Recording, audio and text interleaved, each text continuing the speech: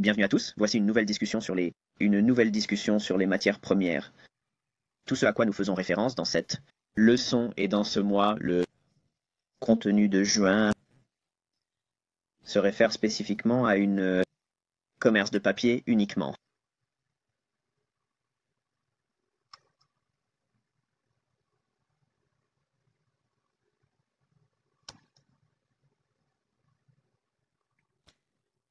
Ok les amis, juin de l'année du mentorat d'éthique, leçon numéro 2 sur les transactions obligataires de l'ICT, les règles de la séance fractionnée.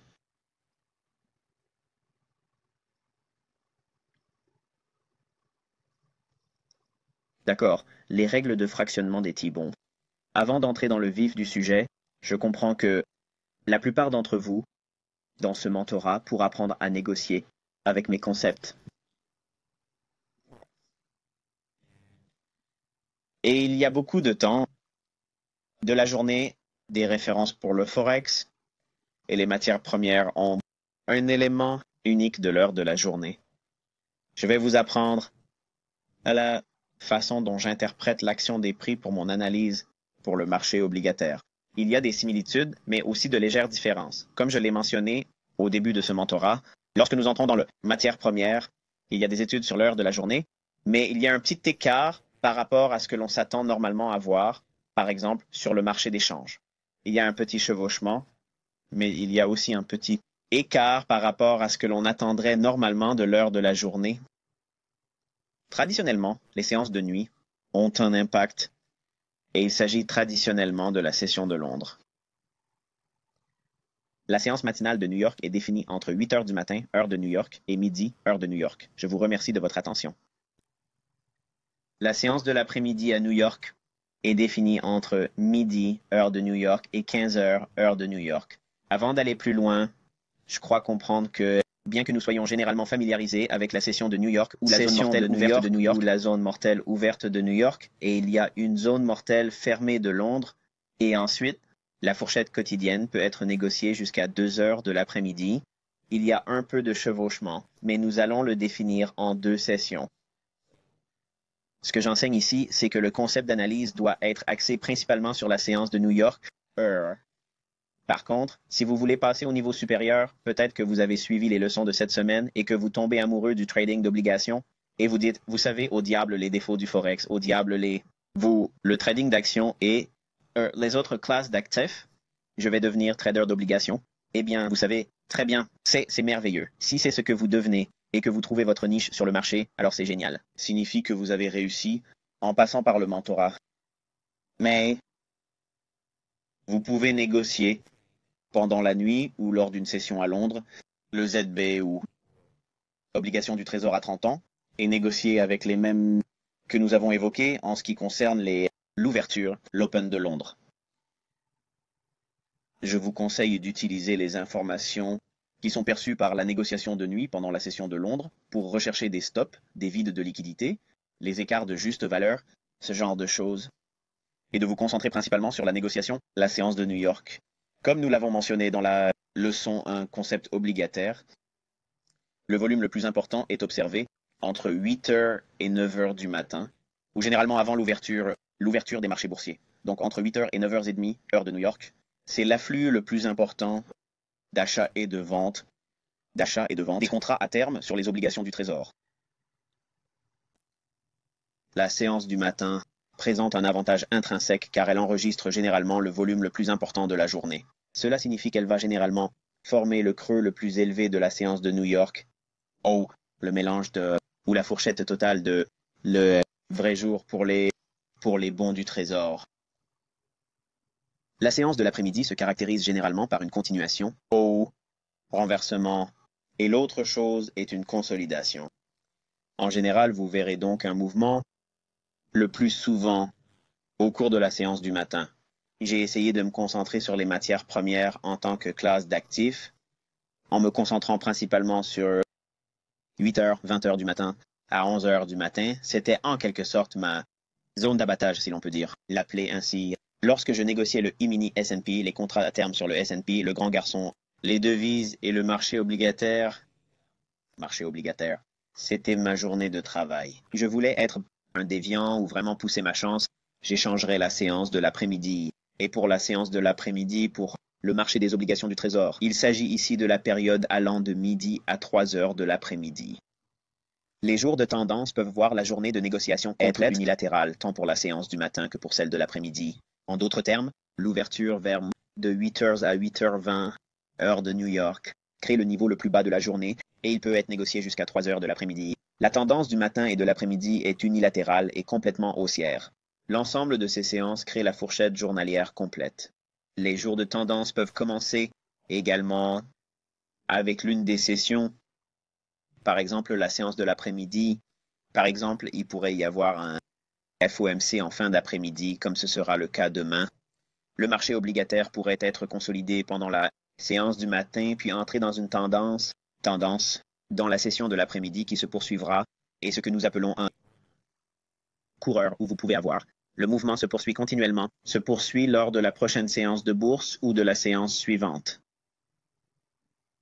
Les jours de consolidation peuvent voir des directions opposées dans les séances du matin et de l'après-midi. Une séance peut produire un mouvement et l'autre est calme ou se consolide. Nous considérons donc la période de 2h à 5h du matin. Nous savons qu'il s'agit de la séance traditionnelle de Londres. Si nous examinons les prix sur le marché obligataire, nous pouvons nous référer à ce qui se négocie pendant la nuit, à ce que les échanges de prix du jour au lendemain, entre 2h et 5h du matin. Cela nous indiquera où se situent nos stops, les stops nocturnes, les vides de liquidité du jour au lendemain, les écarts de juste valeur. Toute mesure que nous utiliserions normalement sur le marché des marchés d'échange, nous chercherions à la trouver dans ce point de référence spécifique dans le temps. Nous ne négocions pas activement la session de Londres et je ne souhaite pas vraiment le faire. Ou impliquer que vous devriez négocier la session de Londres avec l'obligation. Nous nous y référons toujours entre ces deux points de référence, 2h du matin et 5h. La séance du matin ou tendance du matin est définie entre 8h à midi.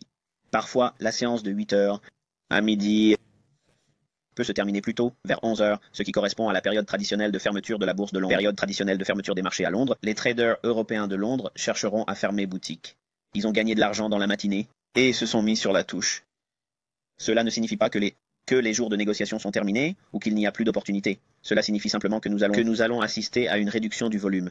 Beaucoup de marchés européens et britanniques vont fermer boutique. Comme je l'ai dit, ils vont cesser leurs activités pour la journée et il ne restera plus que les négociants nord-américains seulement. Mais nous sommes également confrontés à ce que l'on appelle le déjeuner new-yorkais, vers 11h à 1h dans l'après-midi. Donc, si je le définis en termes généraux, midi, met fin à la séance du matin, sachez simplement qu'elle pourrait se terminer plus tôt, vers 11h du matin. Il s'agit de la tendance de la session de New York le matin ou de la session de New York le matin, séance du matin à New York. La prochaine partie de la fourchette quotidienne pour les transactions obligataires est la séance de New York, PM session. Pour s'en rendre compte, il suffit de midi, heure de New York, à 15h, heure de New York, heure de New York.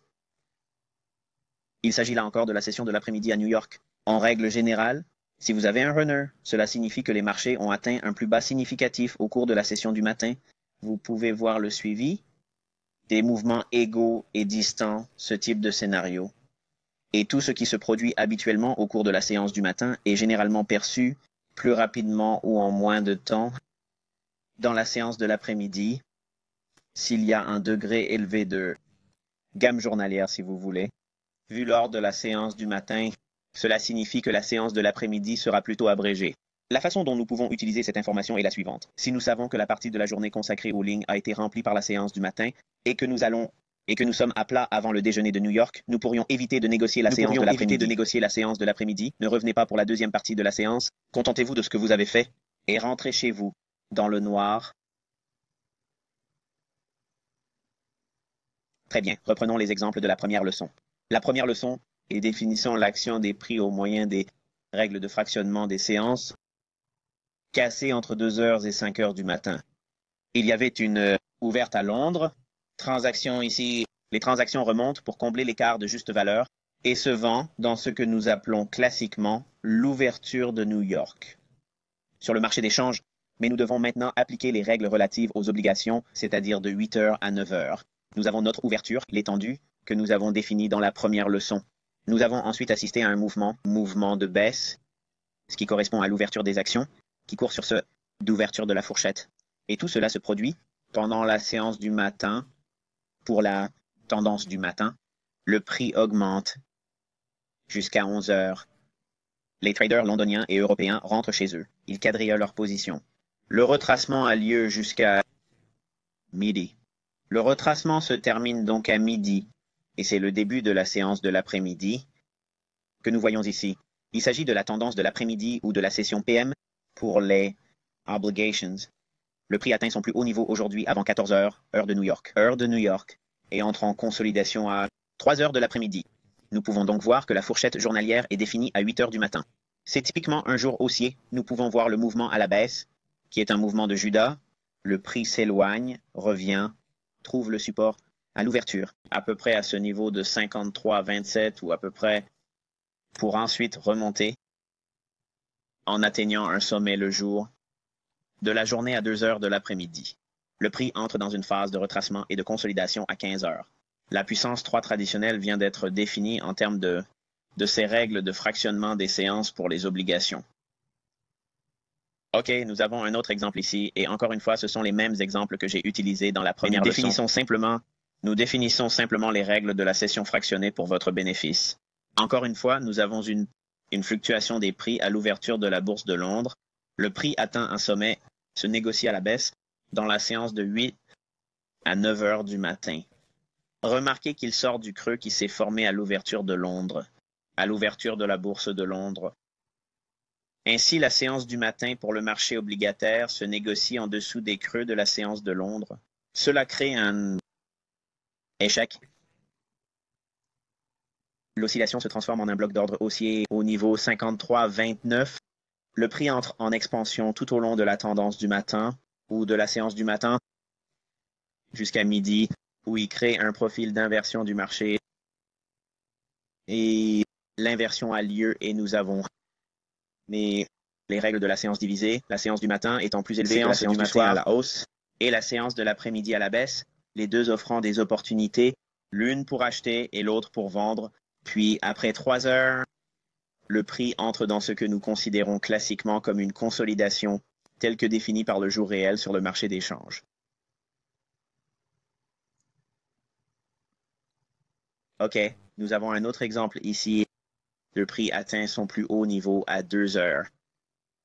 À la session de Londres, le prix se négocie à la baisse et ensuite remarquez ce qui se passe ici tôt. À 7 heures du matin, York Open Kill Zone sur le marché des changes. Les prix remontent et effacent les sommets égaux autour de 1,54,19 à l'approche de 20 heures. Le prix atteint ce sommet, balaie le sommet de Londres, se négocie agressivement à la baisse et fait sauter les creux qui s'est formé lors de la session de Londres et le plus bas de 7 heures du matin entre 8 heures et 9 heures du matin. À 9 heures, il crée donc le creux de la journée. Comme d'habitude, pendant la séance du matin, le prix a une large fourchette d'ouverture. Donc quand il y a une grande fourchette d'ouverture, nous voulons commencer à chercher des idées de retracement ou des idées de juste valeur. En d'autres termes, des blocs d'ordre haussiers, des écarts de juste valeur pourraient être acheteurs ou vendeurs. Dans ce cas, c'était haussier parce que le prix s'est négocié à la baisse, a éliminé la liquidité sous les points bas à 1,54,3 et a exécuté les stops d'achat sur les plus hauts de Londres. Cela a fonctionné des deux côtés du marché, mais plus spécifiquement, il négocie à la baisse, il crée la balançoire de Judas et il crée un costume de tortue qui est un mouvement sous les die bars $80 dance. L'ouverture, dans la fourchette d'ouverture de 8 heures à 9 heures du matin, heure de New York, cette bougie fermée vers le bas crée un bloc d'ordre haussier à ce niveau de 1,54,2 et c'est ce que l'on voit pour le mouvement de la séance de l'après-midi ou de l'après-midi et le prix commence à se redresser à partir de là. Vous vous dites probablement qu'il ne semble pas y avoir beaucoup de mouvements à ce niveau. Il n'y a pas besoin de beaucoup de mouvements pour que l'obligation vous paie. Vous avez donc un bloc d'ordre haussier pendant la séance du matin, ou une soupe de tortue. La soupe de tortue est un achat en dessous de 1,54 OA.12, ce qui correspond au plancher de 6 heures et 7 heures du matin. Le prix repasse au-dessus de ce niveau, 1,54 3, Il redescend ensuite dans le bloc d'ordre haussier pour la séance de l'après-midi. Vous pouvez prendre cette position où, pendant la séance du matin, le prix baisse jusqu'à comble le fossé de la juste valeur à 1,54, autre ou à 54 ou 2. Avant l'heure de 10 heures, et tout cela pendant l'ouverture des marchés boursiers, et les prix remontent de 54 ou 2 jusqu'à 54h10. C'est donc un mouvement de 8 ticks, 8 fois 30 et 1$ et 25 cents par contrat. C'est le mouvement de la séance du matin. Je sais que certains d'entre vous se disent que cela ne semble pas beaucoup. Vous pouvez trouver ces transactions plusieurs fois par semaine. Mais vous êtes très sélectif dans ce que vous recherchez et dans le temps. Mais la meilleure transaction a eu lieu pendant la séance de l'après-midi. Et vous pouvez prendre des portions une fois que l'écart de juste valeur est comblé entre les sommets à 1,5410 pendant la séance du matin. La dernière bougie de clôture au cours de la période de 8 heures. Ainsi, l'écart de juste valeur se termine à 1,5413. Il y a votre profit ici. Vous prendriez des profits dans cette position. Donc de 54,2 à 54,13. Vous verriez donc un mouvement de 11 ticks pour la séance de l'après-midi. Et si vous avez laissé quelque chose comme un runner, vous auriez pu capturer un peu plus de mouvement pour sortir du haut de la fourchette d'ouverture à un 54,21 plus tard dans la soirée pendant la session asiatique. Donc, en ayant ces idées appliquées à l'action des prix, nous définissons le marché obligataire. Marché obligataire selon un critère spécifique tel que définis ici. Mais nous incluons également tout ce que nous avons appris en termes de tableau de DP, flux d'ordres institutionnels et d'autres études sur l'heure de la journée qui se chevauchent avec le Forex. Vous pouvez donc constater qu'il y a un mélange de la façon dont les marchés fonctionnent ensemble. Ils respectent toujours le temps, mais en appliquant ces concepts et en réfléchissant à la manière dont ils s'intègrent parfaitement dans les opérations de change. Avec les opérations de change, vous commencerez à voir qu'il y a une synergie entre les classes d'actifs et comment les obligations influencent les autres marchés. Mais vous ne l'apprécierez pas tant que vous n'aurez pas commencé à travailler au jour le jour et à étudier et à tenir un journal du marché obligataire, comme nous le montrons ici. Nous avons donc abordé jusqu'à présent le concept de fourchette d'ouverture, les bases de ce qui fait l'évaluation d'un marché, l'évaluation d'un marché obligataire en termes de mouvement, le moment de la journée où nous aimons l'étudier, et les termes génériques spécifiques, quel type de mouvements se produisent à ces moments de la journée. La prochaine leçon portera sur les jours de négociation et de consolidation et la façon dont nous pouvons rechercher les petits mouvements avant d'arriver à ces jours de tendance où il y a une grande fourchette disponible. D'ici là, je vous souhaite bonne chance et un bon trading.